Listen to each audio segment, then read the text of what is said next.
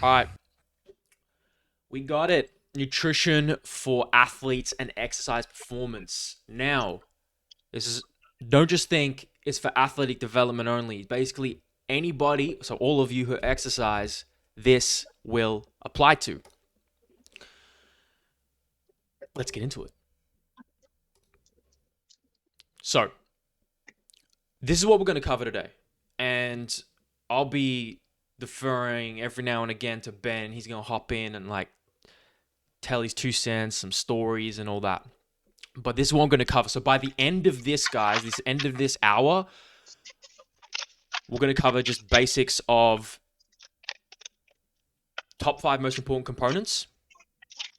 How do we figure out our caloric maintenance? Why is that even important? Is it important?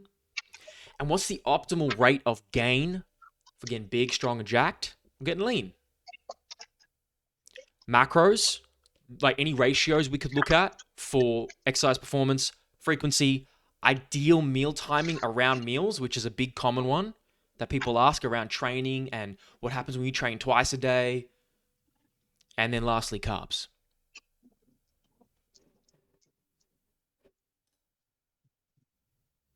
Yeah, you can do that too, Ben. You can unmute people. Mute people. All right. So contrary to population, the evolution of the human diet has gone, like, I just feel like it's like interesting to put here. Like, we used to be like fruits and plants only, and then we've evolved over millions of years into these pretty cool omnivorous beings. So we're not going to have a bias here towards any one ideology or food group. It's going to be pretty diverse and omnivorous. All right. Now, because I'm a child and a big kid, I put this image here. Does anybody know what this is? Has anybody seen the last Thor movie? Put in the text if you don't want to speak. This is the god of dumplings. So I thought, because I'm a child, I thought I'd put in there top 5 components for nutrition. Now, this is where you guys are actually going to respond. Little engagement here. What are the top 5 considerations as an athlete, as a person, as a coach that we should be considerate of? Type in the text, or you can unmute yourself, what you think any of these are. ACMTM.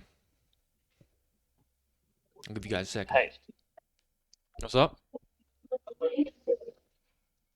Taste. Taste, no. Taste. Oh. You got a shit mic too, but no taste. He's like, there should be a second T then, bro. How can taste not be in it? We need another T. Thermogenesis?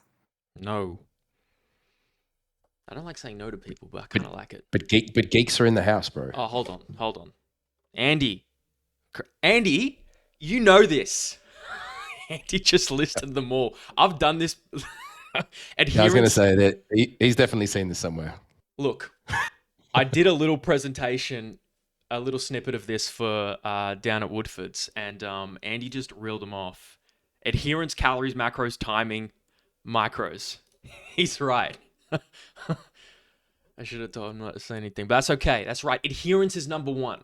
Adherence. Like, it doesn't matter, I think, the calories or the it doesn't matter. It doesn't matter relative to if you're not actually doing the thing, and we're creating behavioral strategies to get our clients actually adhering to said diet or outline. So adherence is number 1. If that's not there, then our plan is it's weak.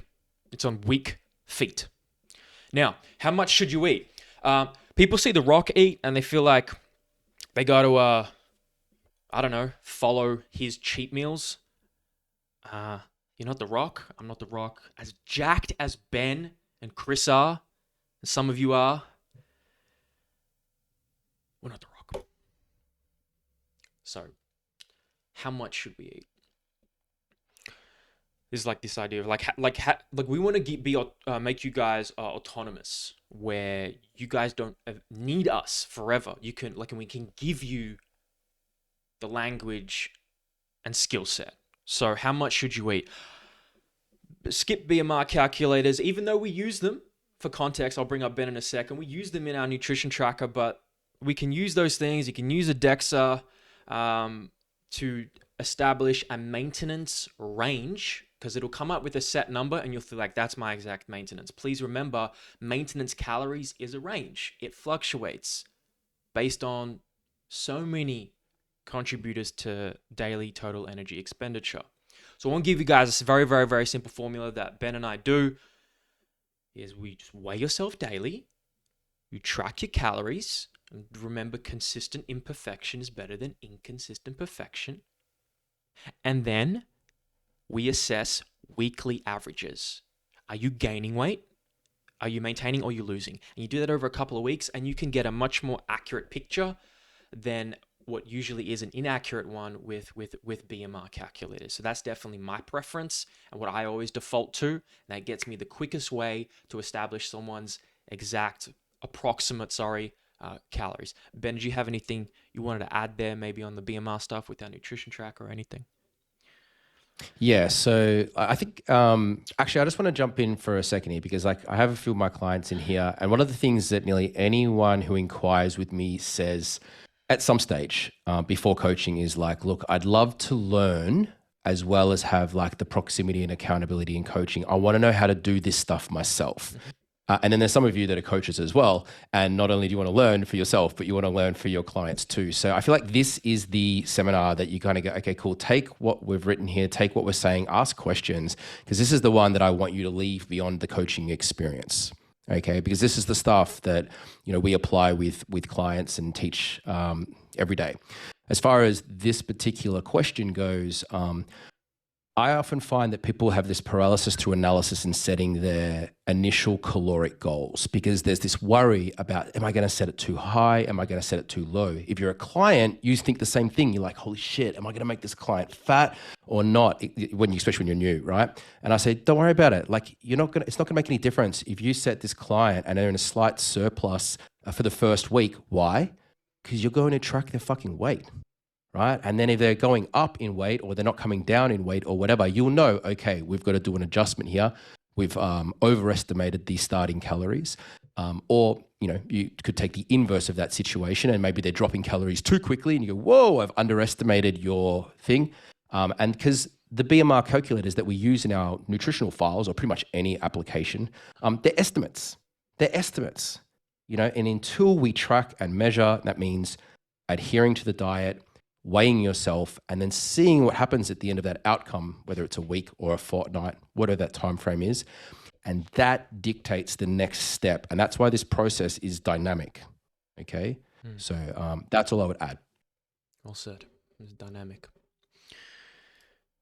Okay. Let's keep rolling. Now, what if you want to get yoked? What if you want to get sexy? What is the optimal rate of gain? These we don't put citations so much in this stuff, guys, but please know that everything we're saying here, or essentially everything, and we'll caveat things that aren't, is based on literature, evidence, or a shit ton of experience. So, but this one definitely has literature and evidence behind it, and anecdotal. We both find to gain. What's the ideal rate of gain? To not get too fat, okay, or to maximize muscle accrual, muscle growth, while minimizing fat gain. It's somewhere around this range for naturals, between 0.25 to 0.5% of body weight gain per week. So I'll give an example here. Our trackers, the new ones in the overview section, I should have put a screenshot, automatically do this. They automatically calculate the percentage of change per week in a deficit or surplus. Really, really useful tool. We can see it in a second without doing any math. But let's do math here. 70 kilo person, 5%. It's looking at about 5%, 175 grams to 350 grams per week. Okay? Or once you get there, so you've gained weight, and then you eventually plateau. We'll define a plateau by about 1 to 2-ish weeks, maybe a little bit more, of staying pretty similar weight, like within 1 to 200 grams. There's not much shift. What do we do then? Well, we increase, so you know our decision making. How do we make that decision? How many calories do you go up or down? We can apply this to both. Go up relatively 10 to 20% of total calories, or if you want an absolute number, somewhere sits between 250 to 500, or this is where Ben and I coach a bit differently. We use calories per kilogram of body weight, maybe 1.5 to 2.5 to 3 grams. And it's something I wish I knew earlier is like, it might be obvious to many of you, but it's like we think more growth, or sorry, more the rate of gain. Like, oh, I just gain more weight faster. I'll just get there quicker. Oh, you'll get fatter quicker. Or if I lose a bunch of weight quicker, this is more nuanced, but the fatter you are, the more body fat you have, the faster you can lose it while retaining muscle mass. But once you get leaner, you risk, and the faster you go, you risk more muscle wastage and losses at a faster rate.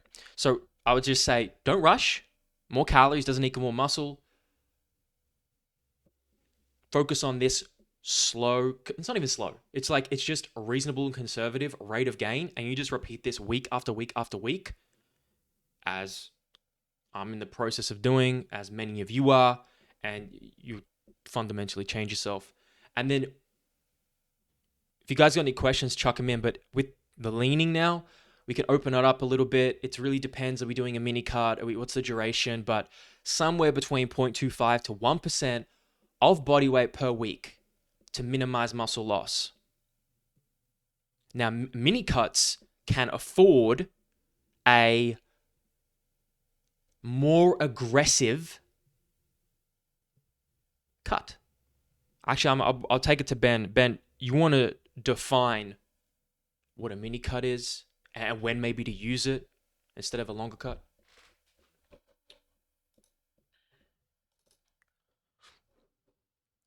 Is Ben here? Ben, you are muted.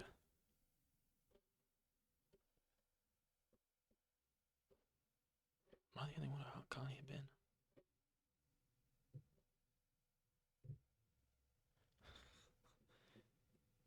Help me out here, guys. He's muted.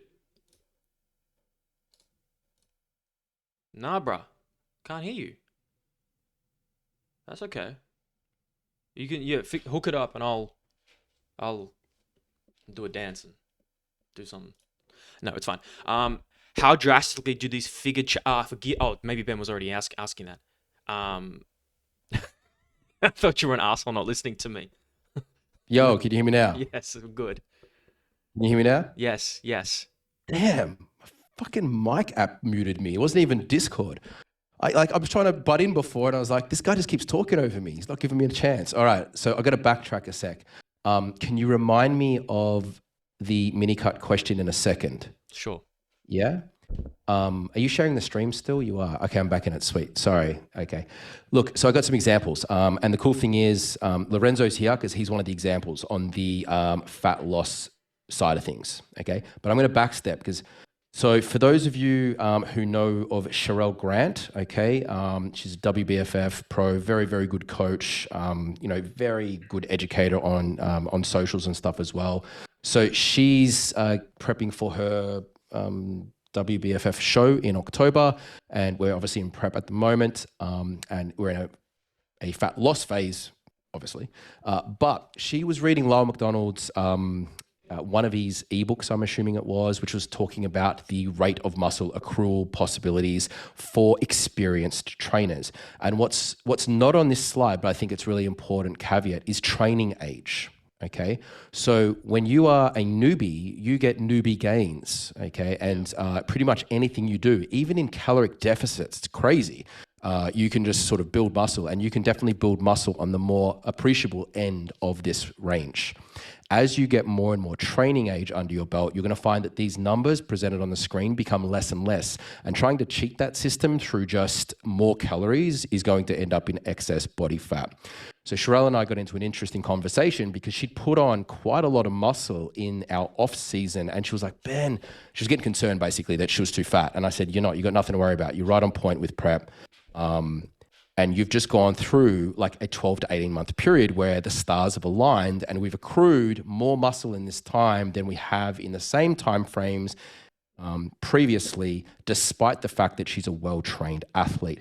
And my thoughts on that matter were that she moved from the big city.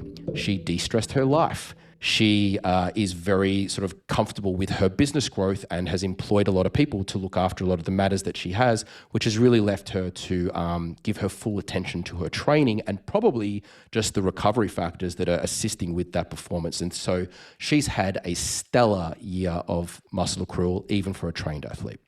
Right. Because she's created a better environment for herself to do that. Yeah.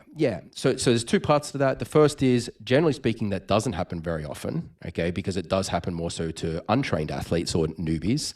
But there are instances where you can really find a flow and have like a really great, a great muscle accrual season. The second example here, I haven't screenshotted it, but so Lorenzo's on the call and he's one of my clients who've been coaching for a while, and he's literally having a fat loss phase at the moment where we're really ticking the boxes at Lorenzo. You can unmute if you want, man. Are you here? Yeah, yes, you are. Yeah. How much do you weigh again now?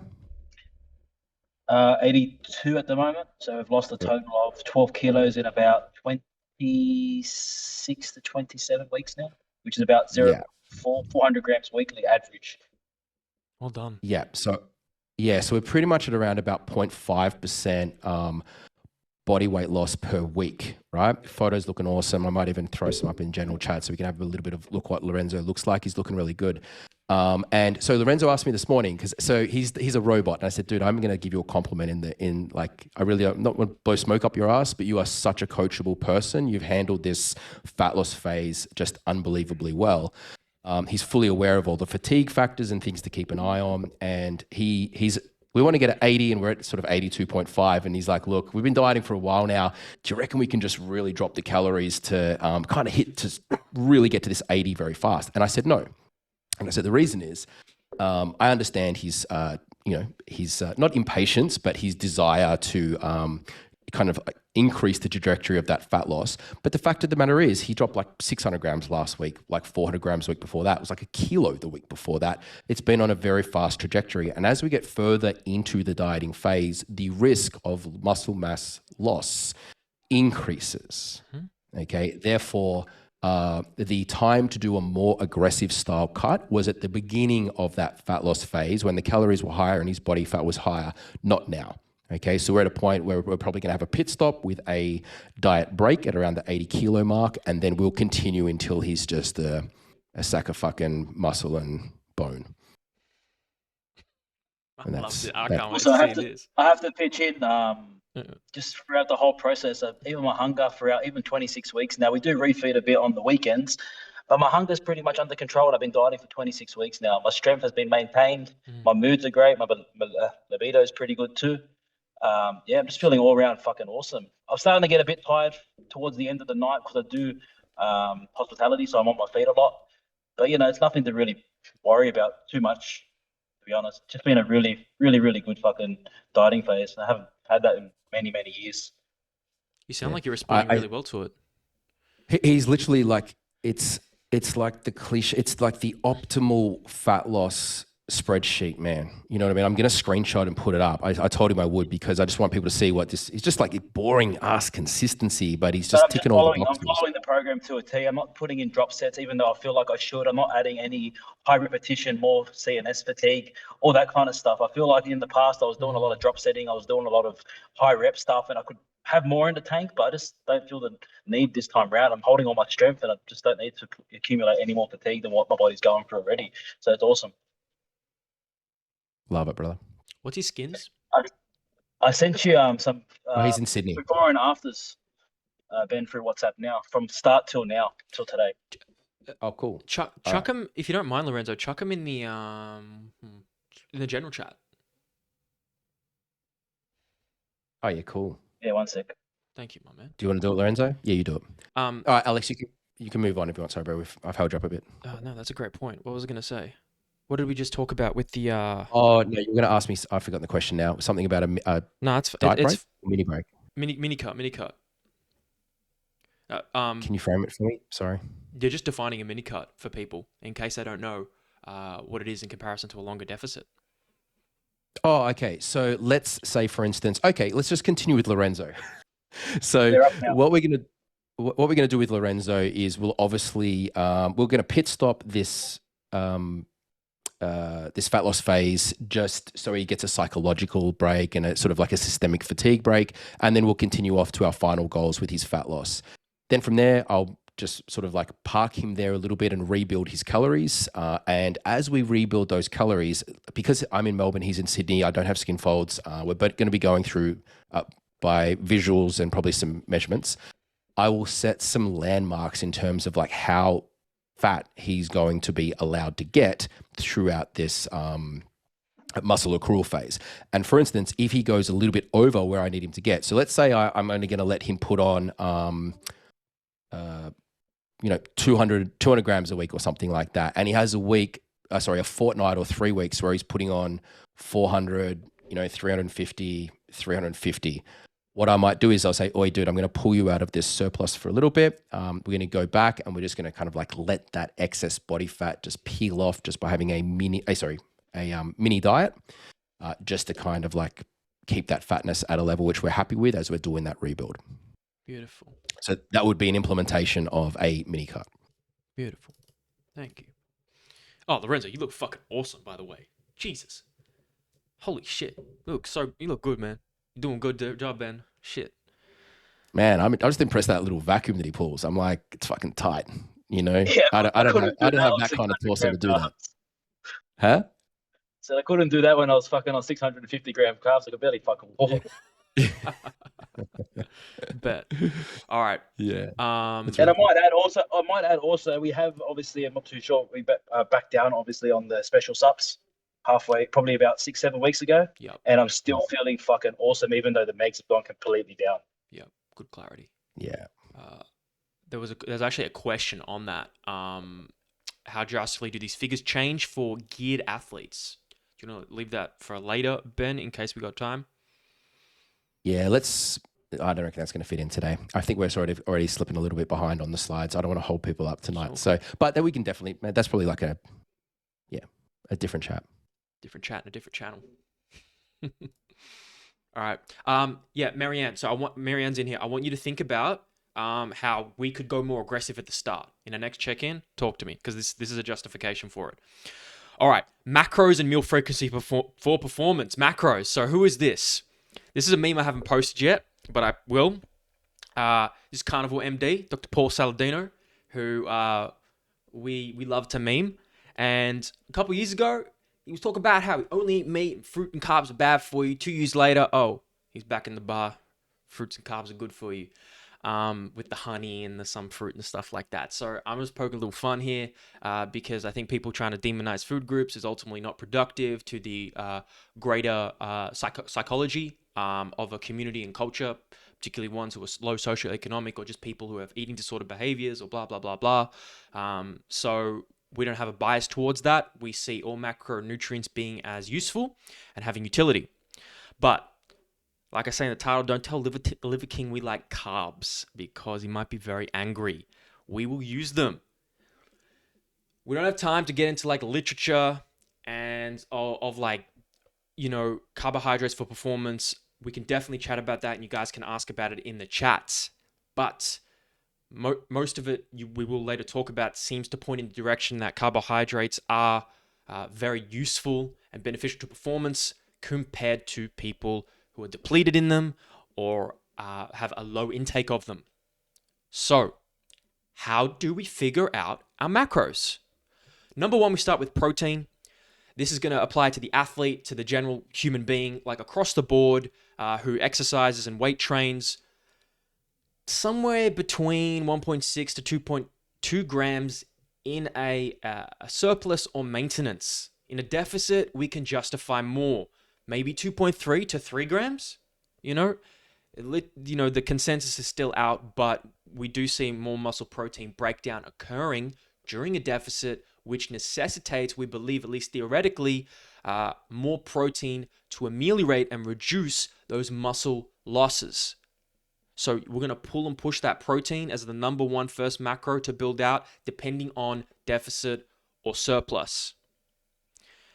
Frequency, every 3 to 5 hours to maximize protein synthesis.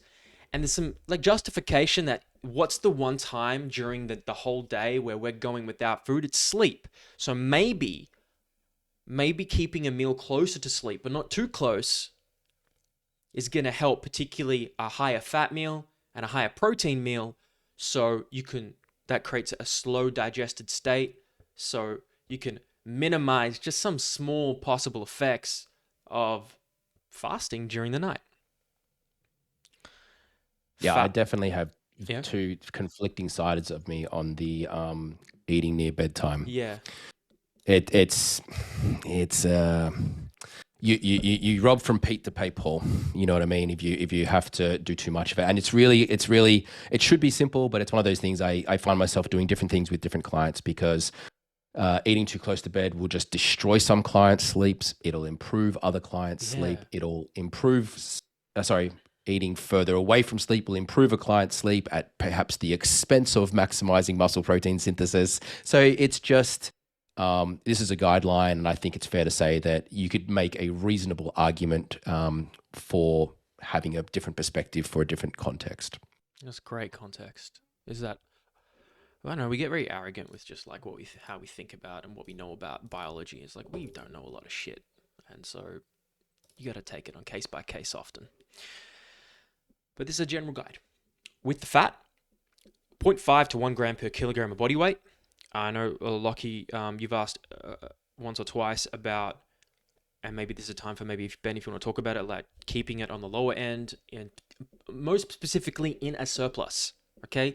In a deficit or a maintenance phase, it is less of importance. I would just think about whatever makes you most full and you can adhere the most. But in a surplus,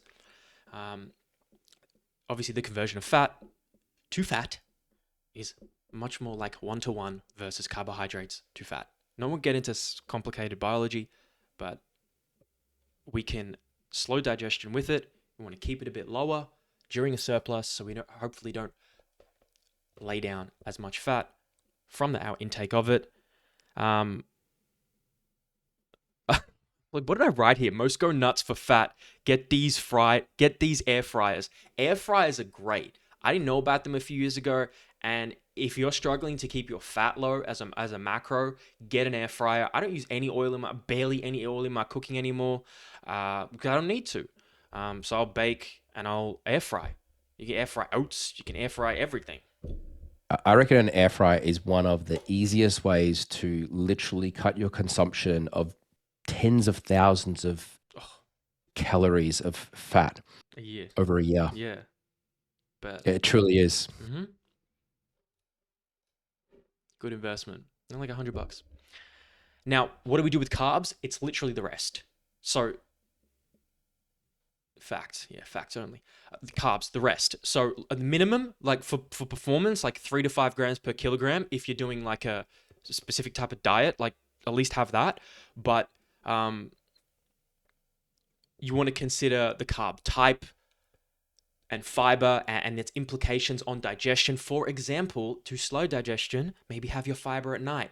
Before your training, which we'll talk about soon, be conscious of having a high-fat, high-fiber meal pre-training and pre-game if you get anxious, if you get gastric upsets.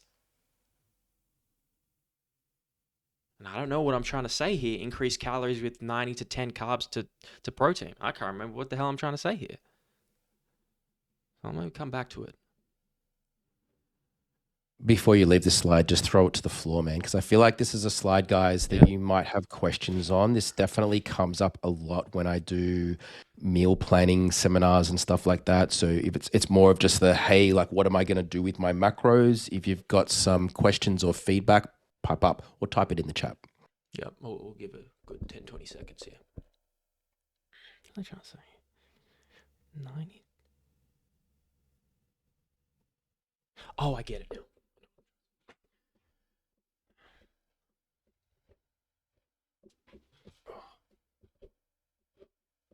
I like it how you you fuck up, like you don't fuck up, but you can't remember something on a slide, and you just like you point it out, make the biggest deal out of it. Whereas I know some people would just like, and then 90 to 10, and then so on. Consider carb type and go to the next point. No, it's like, I, I don't know, just wear it. Just like, oh, fucked up. Oh, it's on, man. Dude, My bad. it's like I didn't know the difference. I thought prunes and dates were the same thing. I told you that. Remember, with she's not on the line right now, but I know that she'll watch this later. But I told her every time I'm gonna poke fun at myself that I'm a nutrition guy, and I literally thought prunes and dates were the same thing because I never eat them and they kind of look the same. Anyway, I've even got them in as separate things in the nutrition file that I created. Oh, but dates don't give you those effects for constipation, right? It's just prunes. Yeah. Dude. Is that right? Yeah. Yeah. What I meant, I understand I just remember what I was saying, guys. When we increase calories, a question is what macros, we know how much, but what macros should we increase them by? If we're eating an omnivorous diet, then the majority should come from carbs. And the last little bit, protein. So I gave a 90-10 ratio. As you get bigger, your relative amount of protein per kilogram goes down. Okay? We got a little image from our tracker here. You can see that. So when you increase calories, mostly from glucose, from carbs, to support energy function, energy metabolism, exercise performance. I would just add a few things, maybe, man, just before we leave that slide, if I can. Actually, let's just leave off on the point you just said there. First and foremost, I think it's this. So let's say you've done an extreme dieting phase, and through that process, the calories have had to come down. When you have a higher amount of carbs in the diet and a low amount of fats, let's say you're towards the low end of the reference range on fats already at 0.5 grams per kilo body weight, and you're somewhere way up for carbs. When it comes time to make a calorie adjustment, what are you going to pick? You're obviously going to pick carbs because you have more wiggle room. Okay, you have less fats. And then eventually things are going to creep down. Okay, you stop with fats as well because there's this point where palatability becomes an issue when you get really low fat, aside from some of the other physiological stuff too. It just gets hard, okay, to keep the fats really, really, really low for a long period of time for some people. When you're adding in from, let's say, that point, you've got a little bit more liberty here to go, well, what do you want first to come back in? Probably the thing that got the lowest, but you've got wiggle room for both from a preference standpoint as well. Okay, so I would just leave those as sort of considerations as to like which one you might pull from or add to. Might be the starting point would be a thing to consider. Yeah, and like another consideration is like coming off the back of comp prep. There's always context and nuance, guys. These are general guidelines. Off the back of comp, all right, Lorenzo, when you get just peeled, you're gonna add fat, or you just competed, you're gonna add fats in to start with. Your fats are abnormally very low, and you'll almost like want a little bit more to accrue some of the fat that you need for basic endocrine function. Not too much, but some.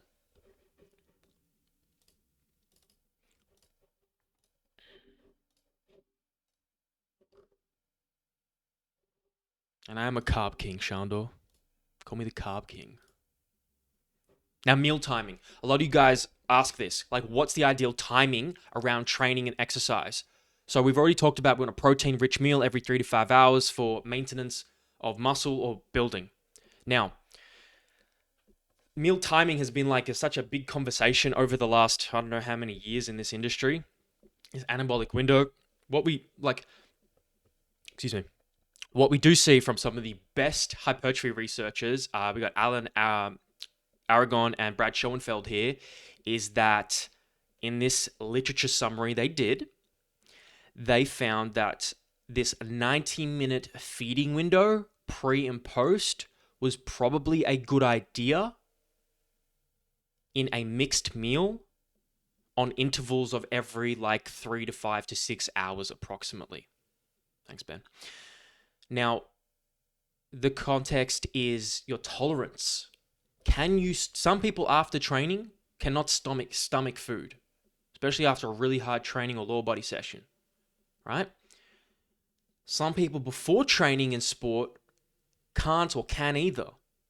So that's when you need to pull and push fats and proteins accordingly, because they will make you feel the fullest, particularly with fiber as well. And you need to be conscious and you need to find this ideal dose for you. But from a practicality standpoint, if you're in a surplus, I'm trying to eat and you're trying to eat as soon as possible. Because if you have so many calories to eat in a day, then every hour you delay just means before you go to sleep, there is less time to eat. So from a sheer practicality of timing, you don't have 3,000 calories left at the end of the day. After as quick as possible is a good idea. I just threw a article from the ISSN in the chat, guys. I usually recommend that most coaches read this if you've never read it. It's the ISSN's position stand on nutrient timing from 2017.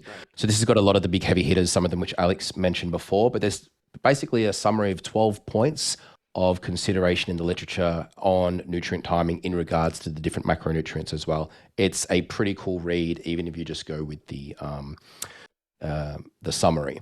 The second thing I'll add to this is a conversation that often comes up. What about training fasted in the morning for those of you who are training at like 4 a.m., 5 a.m., 6 a.m.? I always get asked this question, do I have to eat before training? And my answer usually goes as follows.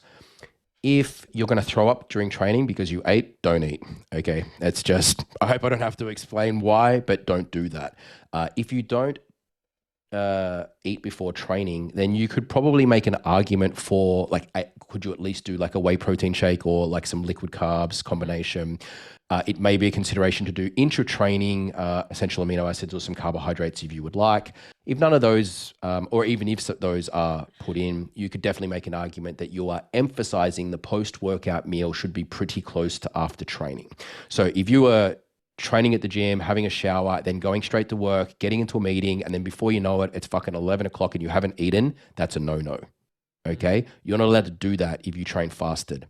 However, if you got up and you ate, and especially if you slowed that meal down a little bit, not so much that it makes you throw up or interferes with your performance, you can say that you're going to de-emphasize the need to maybe throw down that meal in between going from the gym and getting to work. And you can probably think, okay, I got a little bit more time because I have some of the substrates, the amino acids, the glucose freely available from the pre-training meal, which has given me some wiggle room to get to work and then to get into my mid-morning meal. Well said.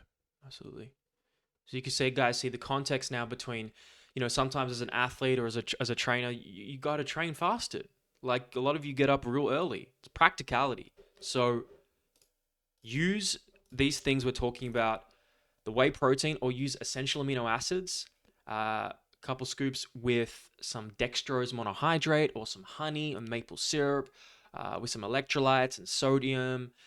And you got a really good hydration formula, as well as now giving you a chance to improve performance, or at least decrease the downsides of losses in performance, and signal MPS, protein synthesis, so you can maximize your returns on muscle maintenance or gain.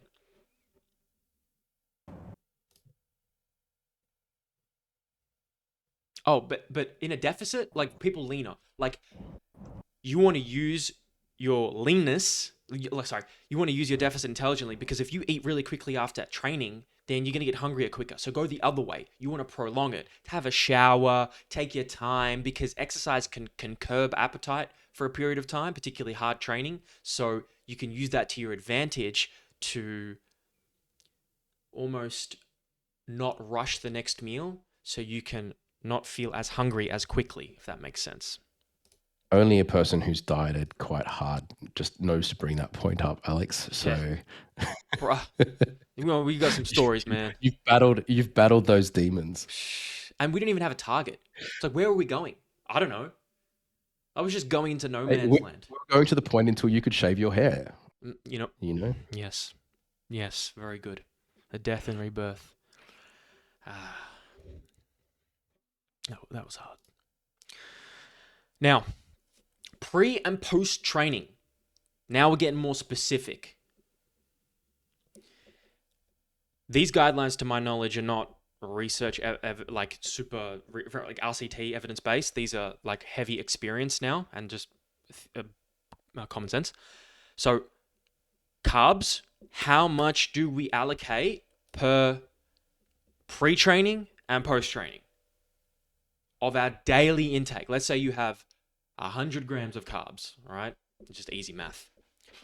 Pre-training, you would have 25 to 30 grams. Post-training, you have 30 to 35 grams. We found this to be the most beneficial to performance, adherence, easing the burden and make it easier to intake a lot of food. So the point is, we were trying to get away, is that you're taking the majority of your carbohydrates pre and post training. Now, because you can make an argument that, not even an argument, we've seen research that we're the most insulin sensitive in the morning and post exercise. So when is your pancreas at its best function to secrete insulin and plug on and take glucose from your bloodstream and store it away and or use it? It's at these times. So because I always ask the question, like, I want to live a long time and have a great quality of life. I don't want to die really early, but like having like a high caloric surplus diet, stacking on tons of muscle is counterintuitive to longevity. So we can kind of use this conversation to reduce some of those effects. Fat. We want to keep it on the lower ends, particularly because it will slow digestion. I actually am using that as a bit of a tool now because I'm okay pre-training to have it a bit closer to my training to an extent. So I might use it if I have a long training session. I might bump up the fat and protein a little bit. However, for a lot of people, particularly my athletes, a lot of them get anxious pre-game, pre-training. You want to keep that fat low. Otherwise, you're going to feel some stomach upsets when you're playing. And you don't want that. You don't want cramps. You don't want like that discomfort. You want to just focus. So be very considerate of your fat intake. Keep it on the lower end pre-game. Protein, very simple. We can keep it the same unless you justify a reason. Otherwise, you take your total, you divide it by how many meals you have in a day. Most of the consensus on the frequency sits at around 4 pulses of protein per day to maximize muscle protein synthesis, muscle gain, minimum of 3. That's 50 grams per meal as an example, 200 grams. We want 2 to 3 grams of leucine, which is found, I put a little diagram here because I got to respect the plant-based people. If that's what you choose, that's fine. But let's be cognizant. We got dairy in yellow here. That leucine, what is it? It's an amino acid. It's like the key to start the car for muscle protein synthesis. So if that's the key to start the car, then we need enough of it. We need enough protein. We need enough leucine. Whey has very high amounts. Dairy has very high amounts. That's why milk, cheese, yogurt. But be just conscious of, like, we look at like almonds, black beans. Like, what's the highest plant-based here? Edamame is 1.2. I don't know how many plant-based athletes are eating edamame. That's 1 cup. We're not even there yet. It's a lot of edamame, a lot of beans. So that's when you go to powders, for example. But then even the powders can be limited. So you do your best you can. Just be conscious of that. Lorenzo's just raised a good point in the chat, which is good because I was going to jump in with this anyway.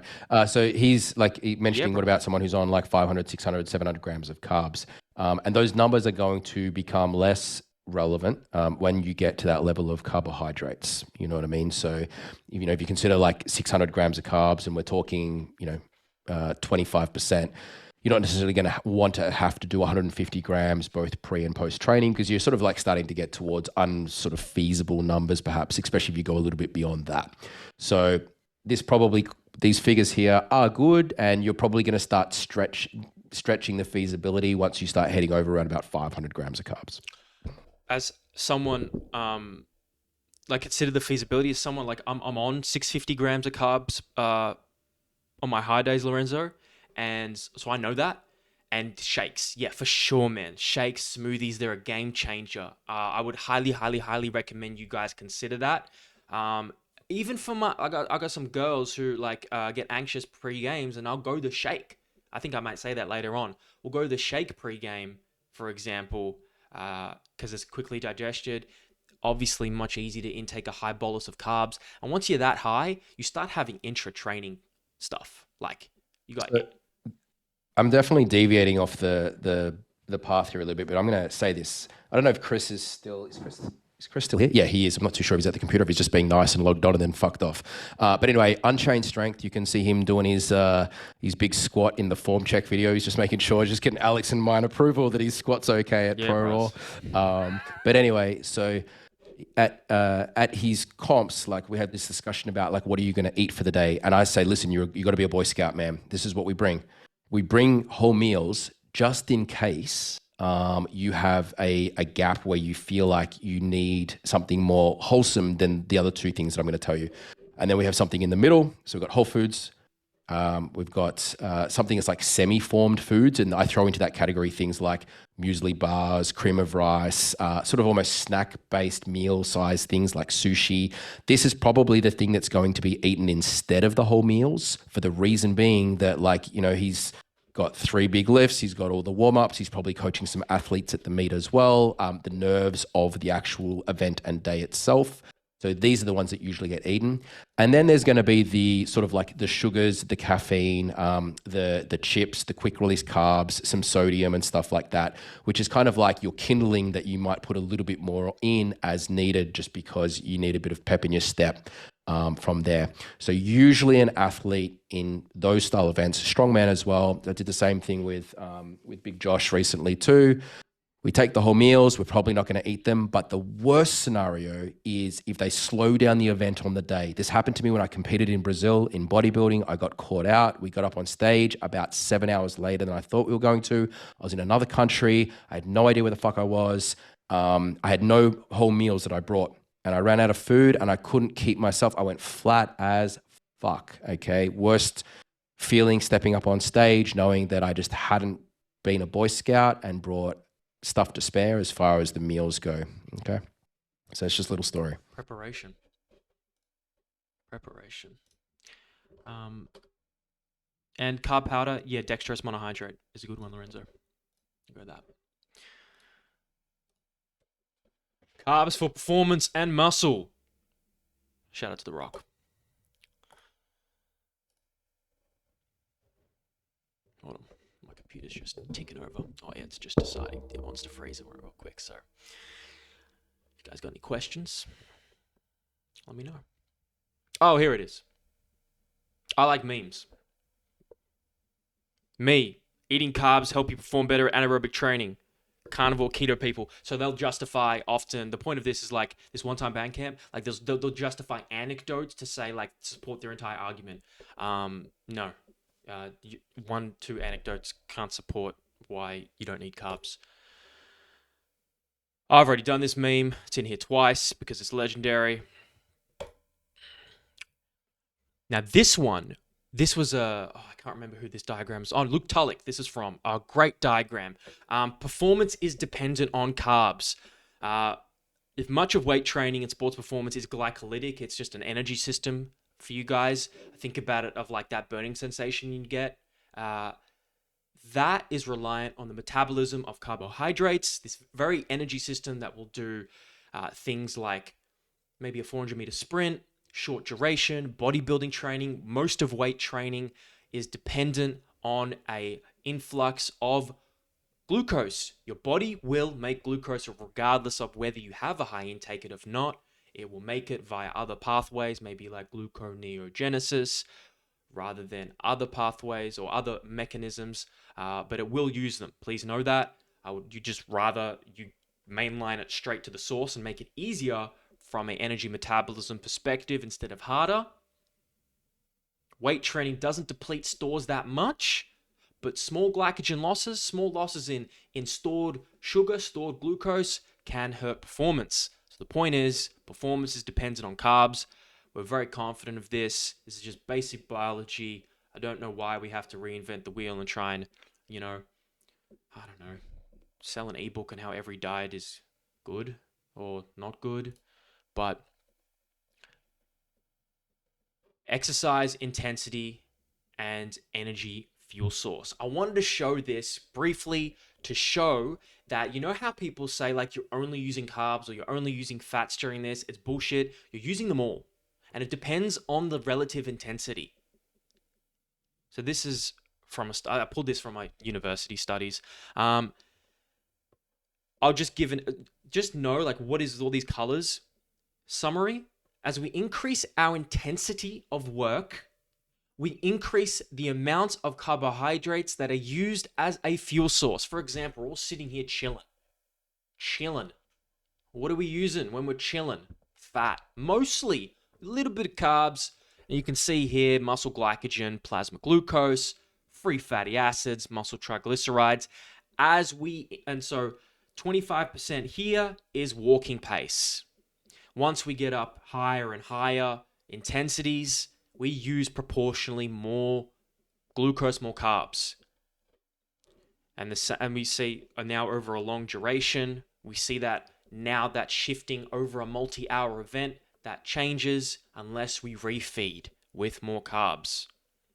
Prolonged multi-hour sub-maximal activity will use more fats over a long time, but we can then usually supplement with carbs to maintain a higher level of performance. But please know we use all of them. And we use more carbs, the higher intensity we go. I think we got a question, but I want to be conscious of time. So I'm going to get through. Oh, we're nearly done. I'll get that question at the end. When do carbs matter the most? So the timing matters the most when you do what's called a 2-a-day. Anybody, I don't know. Let me know if you guys ever do 2-a-days where you train twice in a day. Dr. Mike Israel does it. Some high-level bodybuilders might do it. Our athletes often do it. I've done it before when I just couldn't fit in a session. Maybe you only got a half an hour here and an hour later. Go back to the gym. We go back. You don't have to call it quits. So if you ever exercise 2 or more times in a day as an athlete, as a person, well, because they're different, aren't they? Athletes are not people, apparently. If you ever exercise more than 2 times in a day, it is important to refeed. This timing becomes actually really important, especially if they are within 4 hours of each other. So, summary of this interesting study is that delaying the ingestion of carbs post-exercise will result in a reduced rate of muscle glycogen storage. Now, obviously, this wasn't a study on actual exercise performance, but it's a proxy for performance, because if we store less glycogen, we can expect then to see less available to use for our next exercise bout. So there's 2 things that are really important post-exercise. That's rehydrating 150% of the weight lost. Rewatch that if you need. That's might missed that one. If you lose a kilo, you need rehydrate 1.5 kilos. Okay. Next thing is ingesting enough carbs, or ingesting an amount of carbs post-training before the next bout.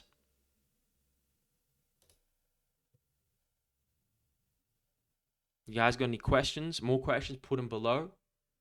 Because the last, yeah. In my last prep in 2017, actually I started prepping in 2016. I started in December and the shows were in May, June. So it was about a 7-month prep.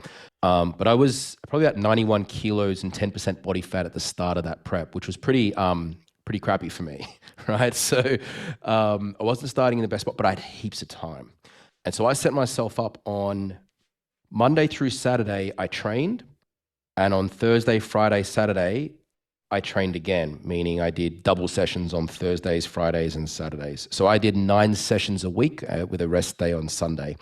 Those Thursday, Friday, Saturday, double days, nutrition timing with carbohydrates definitely came into it. I was on about 700 to 800 grams of carbs on those days. I would have about 75 to 100 grams of like Vitago basically during my sessions, or cyclic dextrin or something like that, both sessions. So nearly 200 grams or 150 grams of my carbs were coming from liquids. Then I would have probably about another 150 grams of carbs from cereals split as post-workout after both of those sessions. So that I was really feeding each of the double sessions, if you like, on those days during training and post-training. Okay. So it was one time in my training life, if you could say it like that, that this kind of this topic really came into play for me. Because other than that, I'm just a bodybuilder. Like I'm just like, okay, I'm not training until the next day, and I didn't have to. I'd have to do bouts, or I wasn't a performance-based athletes rocking up to lifting meets and things like that. Look, so it's going to impact you whether you're a bodybuilder or whether you train a client who trains twice a day. Like, just it's valuable to know. Last thing. Yep, go. I was going to do that. Last advanced strategy. It's really not that advanced. It's called carb cycling. So some of you may realize we do it with some of you. We notice more males this typically suited towards for a number of reasons, but let's just define what it is. It's basically having a higher allocation of calories and particularly carbs on your days where there is training or a higher energy expenditure or higher demands physically. You can see an example from our tracker here. 5 days would be a high day of 4,000. This is actually mine. And then 2 days is low at 3,200. So it's like a 5 weight training, and that's 2, like it could be a recovery day, it could be a run, a sauna. It's a lower intensity day. And so like these 4 reasons, like minimize the burden on your gut from eating such a sheer amount of calories, glycemic variability, manage energy levels of those constant huge spikes in insulin, which then has inferences to cognition, usually a bit more cognitively fresh in a fasted state. So you can use this as a tool to cycle. We recommend it as a strategy, particularly when your carbs are high and people are training multiple days a week. I just want to pause before we go. The thing to take away, I think, is this performance dependent on carbs, not the memes, and this is like a main slide to take away. Pre and post training, and then this. That I would say those are the 2 most valuable slides, the most practical that I want you guys and we want you guys to take away. Now we bring it to the floor. Questions, comments, concerns, complaints. I love complaints because they help us get better. That's it. So first things first, I just want to add to what Alex just said then. He is going to do a strategy sheet for you guys. So whilst he's pointing out the slides, like he'll make sure one gets whipped up like we do after every workshop. And so you'll have like the cheat sheet, the whatever you want to call that. Okay. The second thing is, let's just get into Richie's question here first. What was the benefit of pushing carbs up to the higher end of 600 grams plus when your glycogen stores are full? As in, when is a surplus enough of a surplus for maximal performance before you're just overloading your digestive system and putting on unnecessary fat? Richie, I'm not too sure because I know you jumped in late if you missed a couple of the first slides when we were talking about muscle accrual. But realistically, the point of pushing carbs up for like reason completely separate to like glycogen storage would be just to get your calories to a level where you're putting on an optimal amount of muscle within a given time frame. And yeah, there you go. If you bring it, I'm not too sure if you saw this slide, but if you can get that to anywhere between 0.25 to 0.5% gain per week, perhaps a little bit less for someone like yourself. Richie's a physique competitor, trained for, I want to say 20 years plus. I'm not too sure. So he's a very experienced athlete. But that would be one of the reasons why you end up pushing carbohydrates high, is you're just trying to achieve that caloric surplus that puts you in the right muscle accrual. When is too much too much? Well, when the numbers that are getting accrued are just starting to look a little bit sloppy. They're looking large and they're looking like fat mass accrual is too high. Then you've obviously gone a bit too hard. And agreed. Very well said. And I just want to add, remember, where is glycogen stored? In the muscle and liver. The liver doesn't change in size, but your muscle does. So if you weigh 10 kilos heavier, you have a disproportionately higher relative ability to store glycogen and need glycogen. That's one it's why like your maintenance, not why, but one reason why like a maintenance carb intake will increase so dramatically because you just have so much more muscle where that's going to be stored in. Well, here's a fun fact for you. Here's a fun physiology fact. Do you remember the thing? What is it? That the muscles are selfish, meaning the glycogen you're storing in your bicep right now, that bicep ain't giving up that glycogen for anyone else, right? It ain't giving it up to the tricep. It ain't giving it up to your quad. The liver is selfless. So the glycogen that's stored in your liver, that is for distribution to wherever as needed for the body. But so if you load up on your glycogen and your biceps are full of glycogen, and then you do a leg session, you're not pulling glycogen from your biceps. First from the liver. You know what I mean? Yeah, so you literally have like reservoirs, tanks, within the muscles that are designated for the selfish musculoskeletal system. Very good. Does anyone want to jump in like by voice, or do we want to just keep doing this by chat? I don't mind.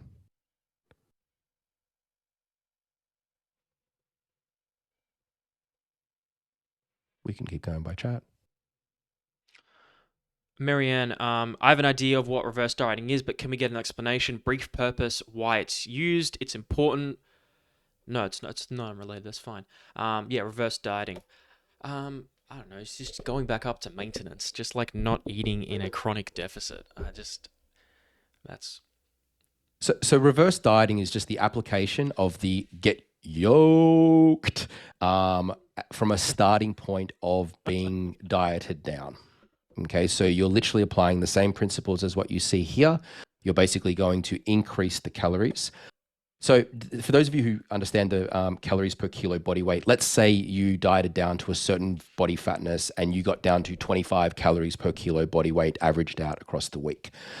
You're not then going to go from 25 to 40 calories per kilo and not expect a certain level of fatness to come on by doing that. You're in a state where your pretty much body is going to want to start accruing fat if you've got pretty lean.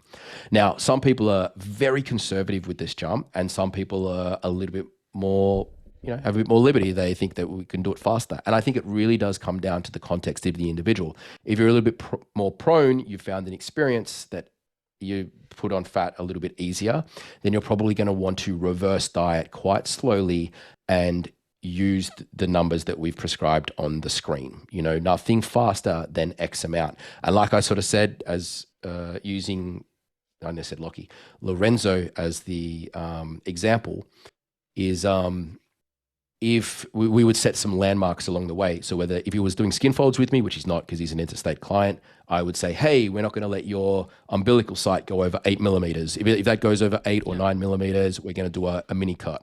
Okay, we're not doing that. So I might use just some visuals or some tape measures or just an agreement with him about what he sees as well. And that might kind of pause our reverse diet back. And then we're going to obviously go into a muscle accrual phase and get him like jacked. Yoked. Yeah, just come and do skin folds with Ben or I if you're in Melbourne.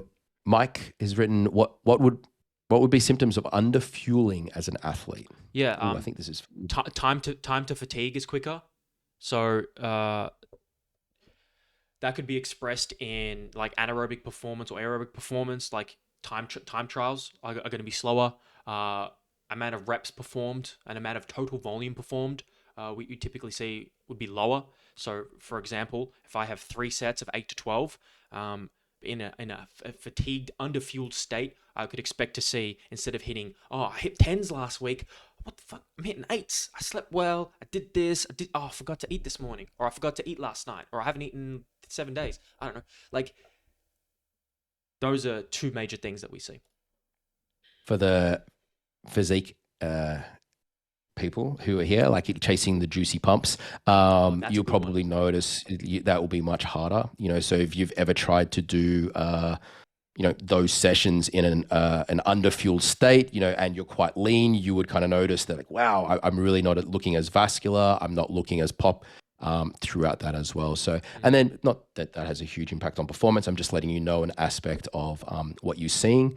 And then the third thing, I think psychologically speaking, aside from fatigue, if you would consider that a psychological aspect, would be maybe just like the motivation to train and the enjoyment in it. Like if you're in a underfueled state, even if it's just acutely, it may sort of impact that side of your desire to train.